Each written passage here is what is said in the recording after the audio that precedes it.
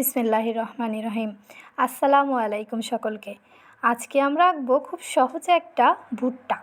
ভুট্টা আঁকার অনেক টেকনিক আছে, তবে এটা দেখতে পারেন অনেক সহজ। প্রথমে আমরা ভুট্টা আঁকার জন্য কিছুটা বাঁকা করে ইউ শেপ করে এঁকে নিলাম। তার দুই সাইড থেকে আমরা বাঁকা করে পাতা এঁকে নিব। তারপরে আমরা সোজা উপরের দিকে উঠায় আবার নিচের দিকে নামায় নিয়ে আমরা একটা ভুট্টার শেপ দিয়ে নিব।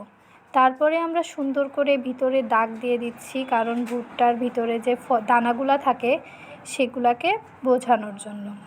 তার জন্য আমরা প্রথমে লম্বালম্বি কিছু দাগ দিয়ে নিলাম এবং তারপরে আমরা আড়াআড়ি কিছু ছোট ছোট করে ঘর কেটে নিব। এখন দেখতে কিছুটা ভুট্টার মতো মনে হচ্ছে। এভাবে আমরা ভুট্টা আঁকিয়ে নিব। তারপরে আমরা ভুট্টার মধ্যে যে পাতাগুলো এঁকেছি ওগুলাতে একটু শিরা শিরা করে দিব। তারপরে আমরা নিচের দিকে ভুট্টার যে ডাঁটি থাকে ওটা এঁকে নিব। এখন দেখতে মনে হচ্ছে একটা ভুট্টা। এখন আমরা ভুট্টাতে কিছুটা হলুদ রং করব। হলুদ রং করতে থাকি।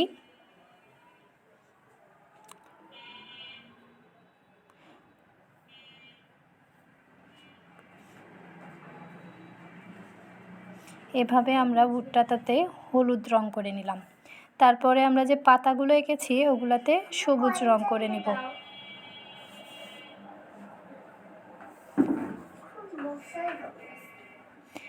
পাতাটাতে সবুজ রং করতে থাকি।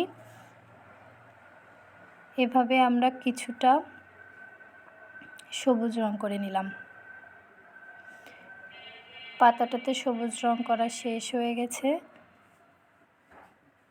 এবার আমরা ডাঁটিটাকেও সবুজ রং করে দেব।